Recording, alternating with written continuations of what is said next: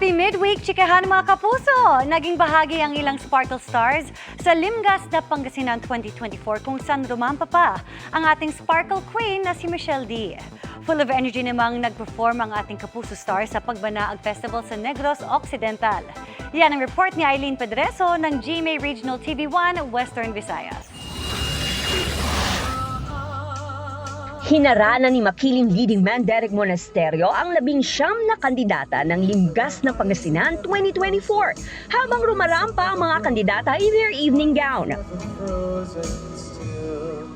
All night naman nilang kasama si 24 Oras Game Changers segment host and GMA Synergy Sportscaster Martin Javier na nag-host ng pageant. Papasalamat kami na ganda yung suporta nila ng mga kapuso natin, mga Pangasinense.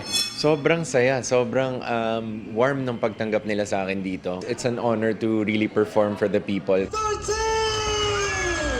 Isa sa mga pinakainabangan sa gabi ang pagrampa ni Sparkle Artist at Miss Universe Philippines 2023 Michelle Marquez D na isa sa mga judge ng pageant.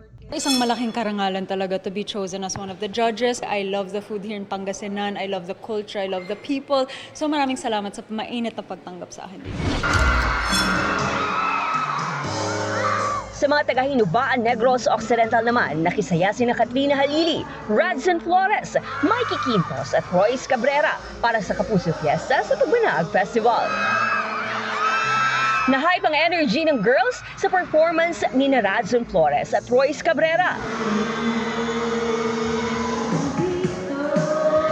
Pinasaya rin ang audience ni Mikey Quintos at si Romana ng Black Rider na si Katrina Halili. Sobrang saya, sobrang init ng pagtanggap niyo po sa amin. Maraming salamat, mga taga-Hinubaan. Maraming salamat po sa mga kapuso nating nandito. Thank you po. At sana po patuloy niyo pong supportahan ng GMA. First time ko dito pero sobrang init ng tanggap nila. Sana napasaya po namin kayo. Sobrang thank you talaga sa sobrang init ng pagtanggap niyo sa amin, nakakataba ng puso. And sobrang saya. Hindi ko in-expect na ganun yung grabing salubong nila sa amin.